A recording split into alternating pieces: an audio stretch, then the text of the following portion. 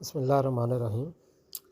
بابو سر top سے سفر کرتے ہوئے جب ناران کی طرف ہم بڑھتے ہیں تو یہاں پر یہ ایک لوہے کا آہنی پل آتا ہے۔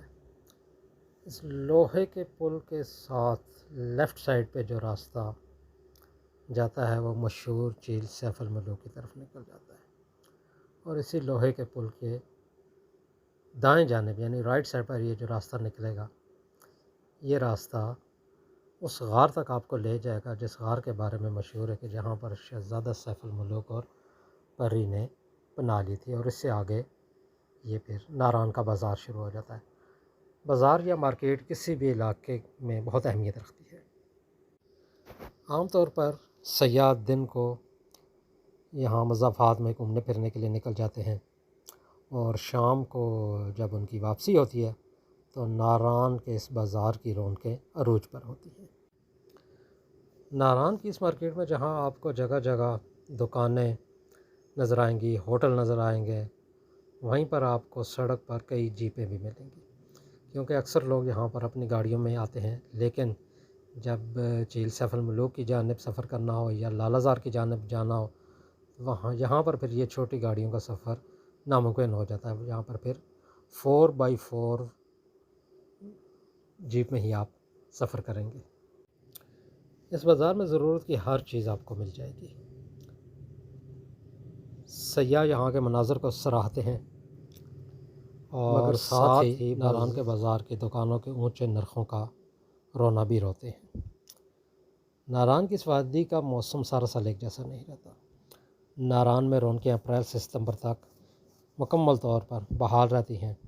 بازاروں میں چہل پہل ہوتی ہے، سیاح آتے جاتے رہتے ہیں، مگر اکتوبر کے مہینے میں یہ رونقیں ماند ہونا شروع ہو جاتی ہیں جب برف باری شروع ہو جاتی ہے، اور کبھی کبھار تو ستمبر میں برف کا سلسلہ شروع ہو جاتا ہے، اور جب ایسا ہوتا ہے تو راستے بھی ظاہری باتیں بند ہونا شروع ہو جاتے ہیں، اور سیر و تفریح کے جو شوقین لوگ ہوتے ہیں وہ بالا کوٹ تک ہی محدود ہو کر رہ جاتے ہیں۔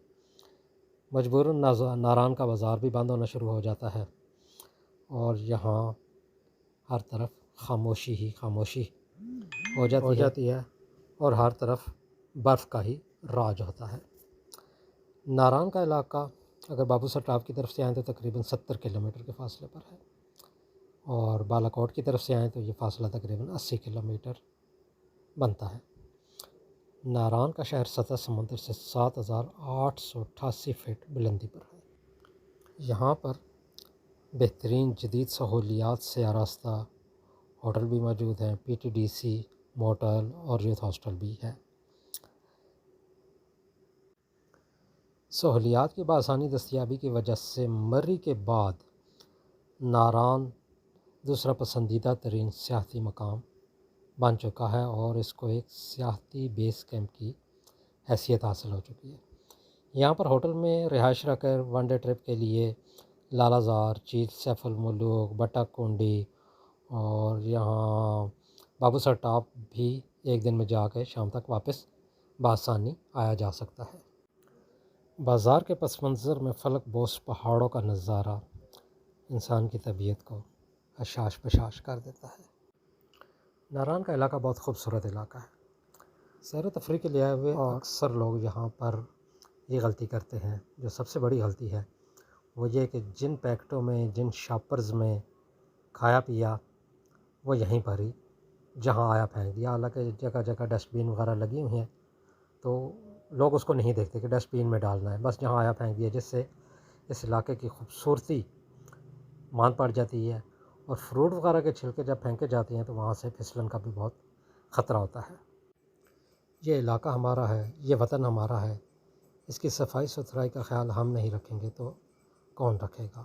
اور ویسے بھی فرمان نبوی ہے کہ صفائی نصف ایمان ہے، اور ضرورت اس امر کی ہے کہ اس چیز کا بذات خود ہم خود خیال رکھیں۔